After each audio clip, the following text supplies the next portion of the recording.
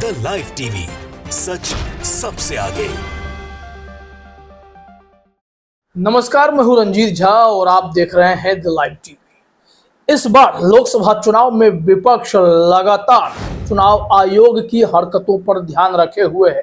तनिक भी गड़बड़ी मालूम पड़ते ही सोशल मीडिया में वीडियो भी वायरल किया जाता है कि देखिए चुनाव आयोग के देख रेख में किस जगह कौन सी घटना घटित हो रही है। समाजवादी पार्टी के नेता कार्यकर्ता लगातार मैदान में डटे हुए हैं। इस बीच एक रिपोर्ट सामने आई है जिसे खुद अखिलेश यादव ने शेयर भी किया है और अपने कार्यकर्ताओं को सचेत भी किया है कि स्ट्रांग रूम में बार बार बिजली जा रही है, सीसीटीवी कैमरे ऑफ हो रहे हैं, क्या ईवीएम में छेड़छाड़ की गुंजाइश बढ़ती जा रही है। इस बार के ही लोकसभा चुनाव में सबसे ज्यादा चुनाव आयोग पर प्रश्न चिन्ह लगे हैं। सुप्रीम कोर्ट में भी मामला बात बात पर पहुंचा है। वहीं चुनाव आयोग की भूमिका को लेकर विपक्ष लगातार कहता रहा है कि इस बार इंडिया वर्सेस एनडीए में एक और गठबंधन आप जोड़ लीजिए, वो चुनाव आयोग, मतलब 3 प्लेयर मैदान में है।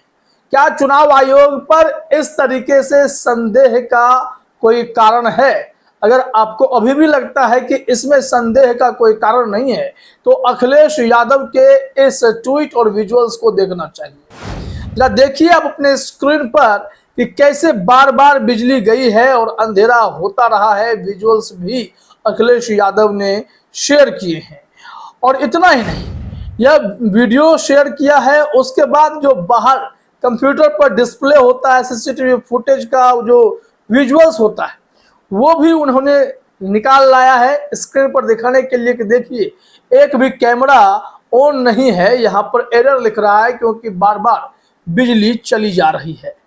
इस वीडियो को अखिलेश यादव ने शेयर करते हुए गंभीर सवाल भी खड़े किए, उन्होंने ट्वीट भी किया है।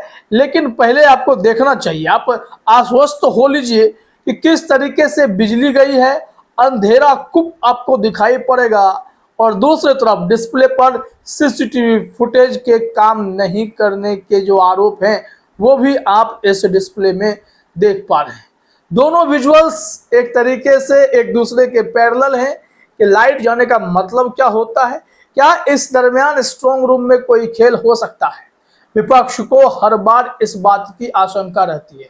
सिर्फ यहाँ पर अखिलेश यादव ने ही यह गंभीर आरोप नहीं लगाए, सुप्रिया सुले ने भी इससे पहले आरोप लगाए थे कि स्ट्रांग रूम का कैमरा 45 मिनट के लिए बंद रहा था महाराष्ट्र में।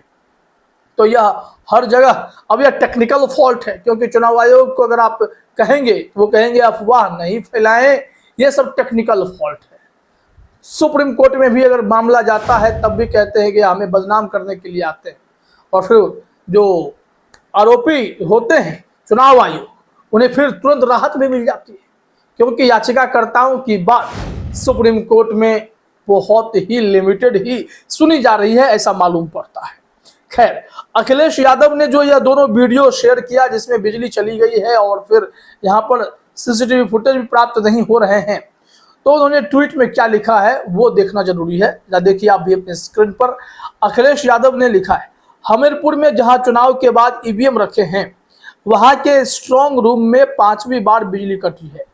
चुनाव आयोग और स्थानीय प्रशासन इसका तुरंत संज्ञान ले। सभी सपा प्रत्याशियों और जुझारू कार्यकर्ताओं से यही अपील है कि इसी तरह पूरे प्रदेश में ईवीएम के स्ट्रांग रूम पर निगाह रखें और गड़बड़ी की किसी भी आशंका की सूचना हमें दें। हमीरपुर के सपा के समर्पित सभी सक्रिय कार्यकर्ताओं को सचेत सतर्क रहने के लिए बधाई। आपकी सजगता ही जीत का आधार बनेगी। याद रखिए, जब तक हाथ में जीत का प्रमाण नहीं तब तक विश्राम नहीं। और इस तरीके से लोगों ने कहा है कि देखिए क्या क्या खेल चल रहा है। खुद अखिलेश यादव मुस्तैद हैं तो इनके कार्यकर्ता भी मुस्तैद होंगे। मीडिया वेबसाइट्स पर खबरें भी छपनी शुरू हो गई हैं कि ईवीएम में जैसे पहले से छेड़छाड़ के आरोप लग रहे हैं, ईवीएम कैप्चरिंग की घटनाएं आपने वीडियोज भी देख रखे, तो स्ट्रांग रूम में भी क्या इस तरीके की धांधली हो सकती है या कोई ऐसी गड़बड़ी हो सकती है। इसको लेकर देखिए एक लालजी वर्मा है, इन्होंने कई तरह के मोबाइल नंबर भी शेयर किए हैं। ये भी लोकसभा क्षेत्र अंबेडकर नगर के प्रत्याशी हैं, समाजवादी पार्टी का कार्यकर्ता नेता हैं और इन्हें टिकट भी मिला। इन्होंने एक स्क्रीनशॉट शेयर किया है और इसमें अपनी तस्वीर लगाते हुए कुछ मोबाइल नंबर डाले हैं, आप भी देख सकते हैं। लोकसभा अंबेडकर नगर में मतदान के दौरान किसी भी तरह की समस्या और अनियमितता आने पर समाजवादी पार्टी के कार्यकर्ता नेता इन नंबरों पर संपर्क करें। इन्होंने इसे शेयर करते हुए जो ट्वीट में लिखा है वो भी लगे हाथ हम लोग देख लेते हैं कि क्या कुछ कहा जा रहा है। यहाँ इन्होंने लिखा है कि मैं लोकसभा अंबेडकर नगर के समस्त सम्मानित जनता और समाजवादी कार्यकर्ताओं को ये विश्वास दिलाना चाहता हूं कि आपको किसी के धमकी और गुंडाई से डरने की जरूरत नहीं है।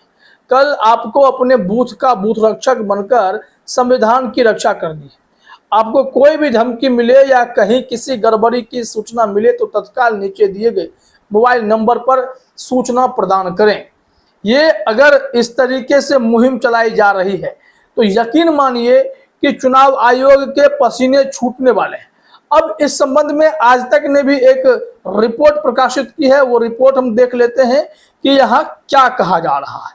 अखिलेश यादव के द्वारा लगाए गए आरोप को ही हेडलाइन बनाया गया है।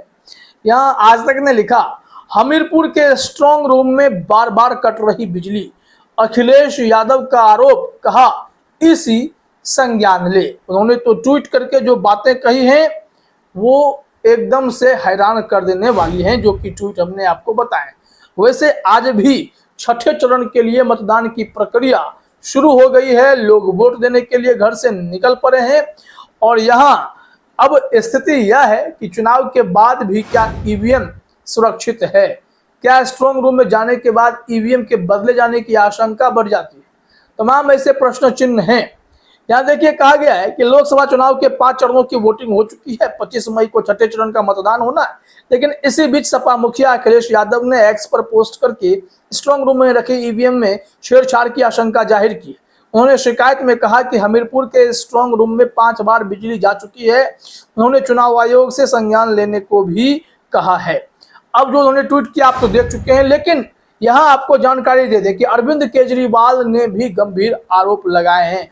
उन्होंने क्या कुछ कहा वो भी आप देखिए अपने स्क्रीन पर। आज तक ने खबर में जानकारी दी है कि दिल्ली में भी 25 मई को वोटिंग होनी है। इससे पहले सीएम केजरीवाल और दिल्ली सरकार में मंत्री आतिशी ने भी सोशल मीडिया प्लेटफॉर्म पर ऐसे ही आरोप लगाए हैं।